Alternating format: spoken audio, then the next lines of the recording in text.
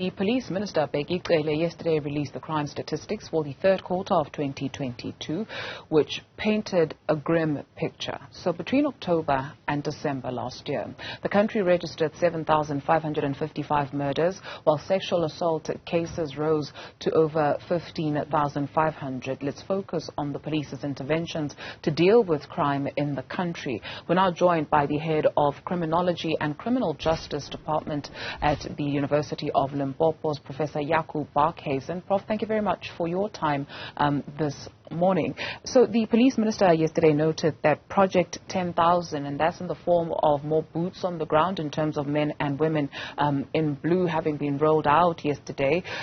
Last year, I beg your pardon, not yesterday, and this year in 2023, 10,000 more boots will be rolled out on the ground.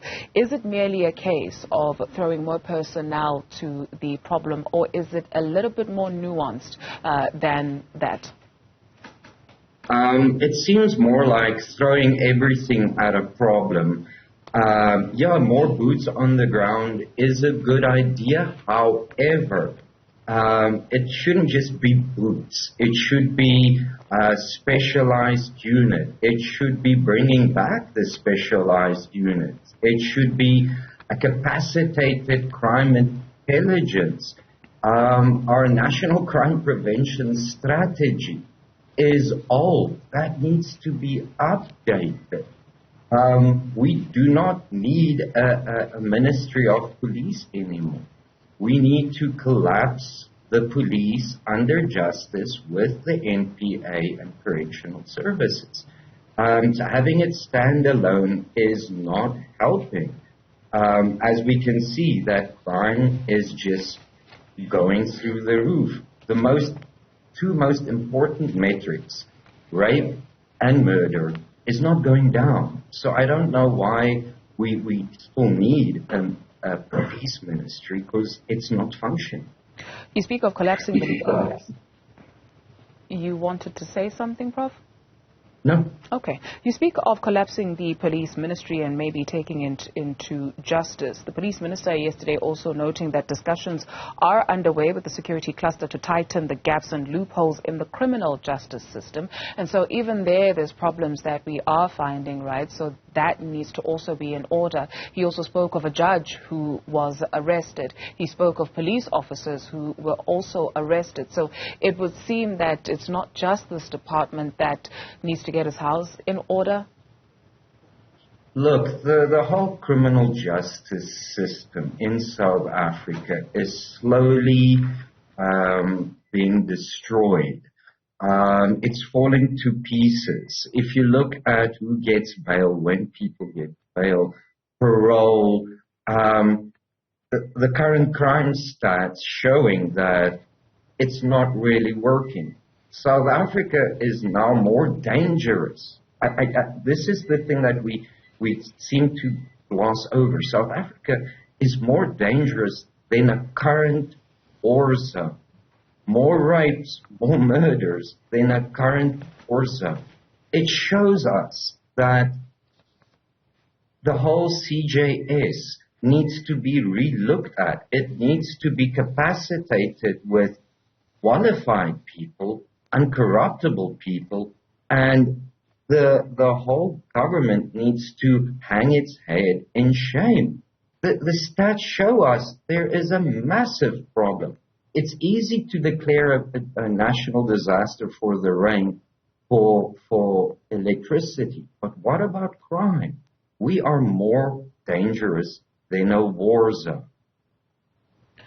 And that's just it, with the police minister asking not only are we dangerous, but we are also a violent society. So saying we need to be honest about the kind of conversations we are having about why South Africa remains such a violent society. He spoke of high rates of unemployment and poverty levels, the mushrooming of informal settlements with little to no services, and other socioeconomic ills that are breeding criminality. And so to what extent does that go in exacerbating the situation, or rather that being the hot coal that keeps this pot bubbling? Yeah, it's like the egg chicken type of thing. Is it the socioeconomic situation that breeds criminality, or is it criminality that breeds the socioeconomic situation? The issue is there are poorer countries with higher unemployment that are not as dangerous as South Africa.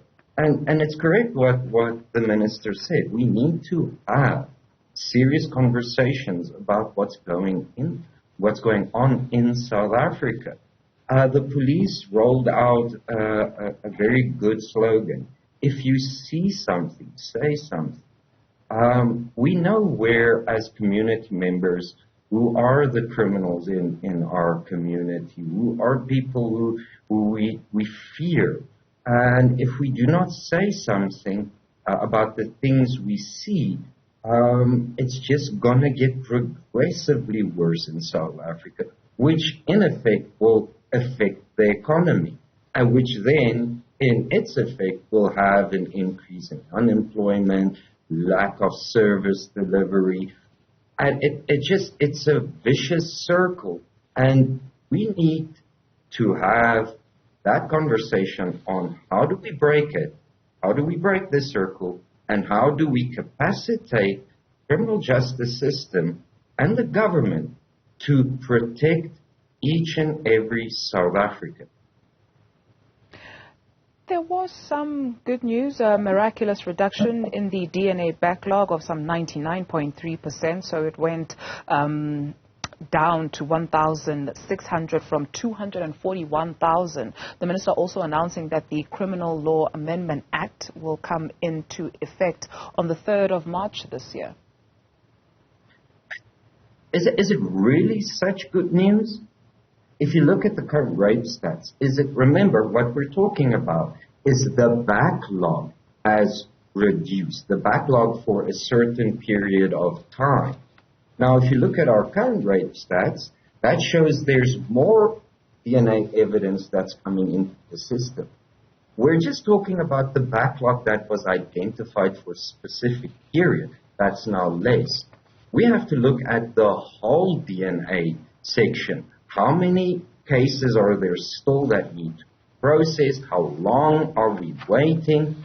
Remember, this is just a snapshot of a time that they identified of a certain amount of backlog. We have to look at the whole gestalt of how many cases are still being processed.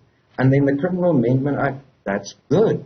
But we do not need more laws. We need to actually enforce the laws that's on the books. If we start enforcing the laws properly and in compliance with the ideas of criminal justice, then things will go better.